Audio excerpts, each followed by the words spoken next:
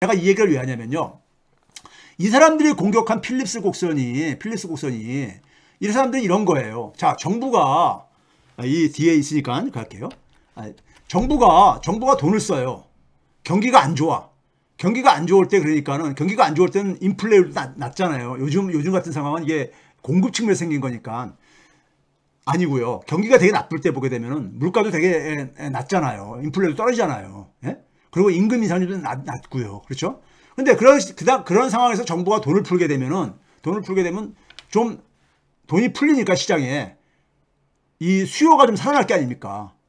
수요가 살아나게 되면은 소위 말해서 고용도 증가할 게 아닙니까? 고용이 증가한다는 얘기는 실업률이 줄어든다는 얘기잖아요. 실업률이 줄어드는 거잖아요. 단기적으로는 그러니까는 이런 현상이 그러니까 우리가 기대할 수 있는 거예요. 근데 이 사람들은 뭐라 하냐면 기대 인플레이션율이라는 개념과 자연 실업률 개념을 그래가지고 정부가 개입을 해가지고 자 실업률을 낮췄어. 일자리를 증가시켜가지고 실업률을 낮췄어. 그런데 결과적으로 물가가 올랐다 이거예요. 물가가 오르게 되면은 실질 임금, 물가를 그러니까 오른 것을 뺀 실질 임금은 떨어진 게 아니냐 이거야. 아니, 실질 임금은 떨어진 게 아니냐 이거죠. 실질 임금이 떨어지게 되면 사람들이 그러니까는 소위 말해서 일자리에 대해서 자기가 제대로 보상을 못 받는다고 생각해가지고 노조에서 어떻게 하느냐? 물가 오른 것만큼 자신의 그러니까 소위 말해서 명목임금, 일반 임금이죠. 일반 임금을 올려달라고 그럴 게 아니냐. 화폐임금을 올려달라고 그럴 게 아니냐. 예? 화폐임금을 올려달라고 그럴 게 아니냐 이거예요. 그렇게 하게 되면 실질임금이 올라가가지고 결국은 다시 기업은 고용을 줄일 게 아니냐. 그럼 실업이 다시 증가할 게 아니냐. 그래서 결과론적으로는 고용은 증가시키지 못하고, 실업은 그러니까 낮추지 못하고, 물가만 오르는 이 상황이 돼버린다. 그러니까 정부가 개입을 하게 되면은 정부가 개입을 해가지고 경기를 그러니까 회복시키거나 실업을 줄이는 게 아니라 결국은 경제 주체들이 그 정책의 효과를 미리 반영을 해가지고 행동을 하기 때문에 효과를 못 보고 결국은 뭐냐면은 물가만 올리고 그러니까 실업률을 낮추지 못한다 이거예요. 일자리를 창출 못한다 이거예요. 그렇기 때문에 그러면 그 낮추지 못하는 이유는 뭐냐? 원래 실업률이라는 것은 예? 정부가 개입을 해가지고 바꿀 수 없는 실업률. 그래서 그걸 자연 실업률이라고 한 거예요. 예? 그 자연 실업률로 돌아올 수밖에 없는 거기 때문에 정부가 개입한다고 해서 자연 실업률을 바꿀 수가 없다. 실업률을 바꿀 수 없다는 이런 의미를 만들기 위해서 자연 실업률 개념을 도입한 거고 기대 인플레이율을 만든 거예요. 자, 그런데 본인들이 어떠한 주장을 할 수 있죠. 할 수 있는데 문제는 뭐냐면은 현실을 가지고 그게 뒷받침돼야 되잖아요. 그런 주장이요. 그래서 저는 팩트를 가지고 체크해보자 이거예요. 팩트를 가지고요. 1960년대 후반, 이게 1966년 1월 1일부터요. 1969년 12월 달까지. 예? 매월 월별 자료입니다. 월별 자료예요. 월별 자료니까는 66년부터 69년까지니까는 한 5년간 그러니까 한 60개 정도 데이터가 되는 거잖아요. 이 빨간색이 인플레이율이고요. 파란색이 실업률이야. 그럼 60년대 전반까지는 인플레 안 생겼었거든요. 60년대 후반부터 인플레로 올라가기 시작했거든요. 이 빨간색이 쭉 올라가듯이요. 올라갔는데, 이게 보게 되면은, 여전히 반대로 움직이잖아요. 반대로 움직이지 않아요? 여전히요? 예? 반대로 움직이지 않냐고요. 상충관계가 한 80% 됩니다. 예? 이 상관성이요. 반대로 움직이잖아요. 그러니까 이 사람들이 그 논문을 쓴 게 67년, 68년도 냈는데 그 당시에 그러니까 이 사람들은 통계적인 분석은 안 하고 이론만 가지고 얘기했는데 60년대 후반은 이랬었다 이거예요. 여전히 뭐냐면은 필립스 곡선이 작동하고 있었다 이거예요. 그 다음에 70년대 상황에서 이 사람들의 주장은 굉장히 강한 저걸 갖습니다. 1974년부터 1970년대를 가지고 우리가 흔히 말해서 대인플레이션 시기라고 해요. 대인플레이션 시기요. 그래서 1차 석유 파동도 있고 이러던 시기잖아요. 1973년, 74년 이때가요. 1970년대 말에도 2차 석유 파동이 있었을 때고요. 그 대인플레이션 시기인데 이때는 실업률과 인플레이션 간의 상충관계가 명확하게 안 보여요. 예? 뭐 심지어 같이 움직이는 것도 이렇게 보이고 그러잖아요. 근데 이 당시의 인플레이율은요. 수요 충격이 아니었었습니다.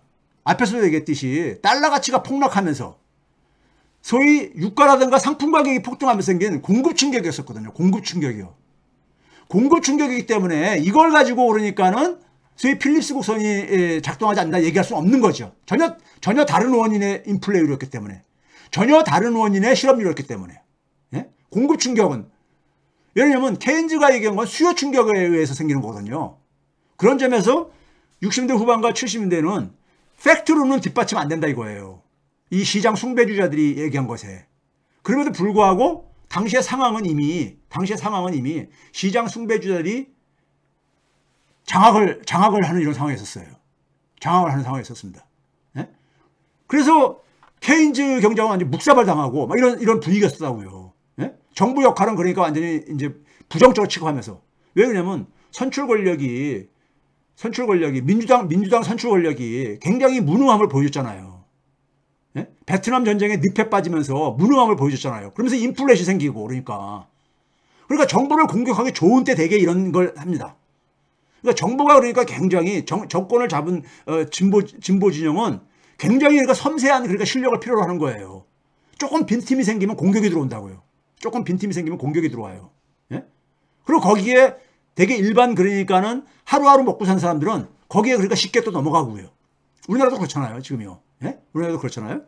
자, 이런 상황인데 1965년까지는 미국의 물가는요 2% 미쳤었어요. 안정됐었어. 근데 66년 2월 달부터 목표치를 이탈하기 시작한다고요. 이탈을 했었어요. 근데 이 당시에는 그러니까 여전히 뭐냐면 인플레는 올라가면서 실업률은 떨어지는 상황에 있었다 이겁니다. 예? 실업률은 떨어지는 상황에 있었다 이거예요. 그런 점에서는 그러니까는 프리드만이나 펠프스가 얘기한 것은 주장이 맞지 않는 거죠. 그럼에도 불구하고 당시에 이미 그러니까는 케네디 존슨 정부에서 베트남 전쟁에 늪에 빠지면서 미국 민주당은 인기를 잃어버렸죠. 그래서 결국은 닉슨 정부로 정권이 교체되지요. 그렇죠? 70대 후반에 77년부터 80년 마지막 4년 카터 민주당 정부 빼놓고는 다 공화당 정부로 이어지잖아요.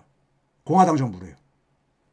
그러니까 민주당이 그러니까는 이 대중의 그러니까 실망을 입히고 그다음에 뭐냐면 경제 지표가 이제 나빠지면서 공격을 받죠.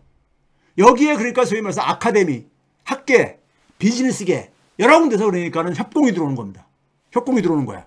예? 그러면서 미국의 민주주의는 그러니까는 약화되기 시작합니다. 급속도로요. 급속도로 약화되기 했던 거예요. 60대 후반부터 70대까지를 소위 대인플레이션 시기라고 하는 인플레이션이 이렇게 일어나니까 국민들은 굉장히 피곤하죠. 피곤해요. 근데 이거 인플레이션의 원인이 어디에 있었냐 이거예요. 처음에만 미국 민주당의 실책이었지만은 70대는 금태한 정지로 달러가치 폭락하고 그 결과로서 그러니까 유가라든가 1차 상품 가격이 폭등하면서 생긴 거였었거든요. 예? 생겼던 거거든요. 예? 이건 그러니까 민주당 정책과 관련이 없는 거였었거든요. 근데 어찌됐든 간에 민주당은 여기에 대해서 효과적으로 대응을 못하죠. 이거 봐보세요. 1980년대 인플레이션과 실업률 관계도 보게 되면은 어떻습니까? 되게 반대로 움직이잖아요. 실제로 그래가지고 이런 가설을 내세운 사람도 있어요. 1955년부터 92년 동안에 인플레이션과 실업률 관계를 쭉 찍어보니까는 이 동그라미 친 거를 걷어내버리고 보게 되면요. 아무 관계도 없어 보이죠. 아무 관계도 없어 보이잖아요. Y축이 인플레이션이고 X축이 실업률인데 아무 관계도 없어 보이죠.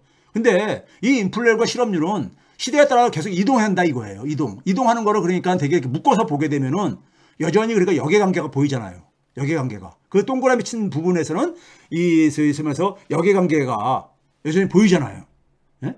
그러니까 사실 필립스가 얘기한 것은 상식적인 부분이 있어요. 상식적인 부분이 있는데 그리고 나서 90년대 후반에 소위 신경제라고 해가지고 IT 혁명 막 인터넷 혁명이 일어나면서 닷컴 기업들이 막 생기면서 새로운 현상이 나타납니다.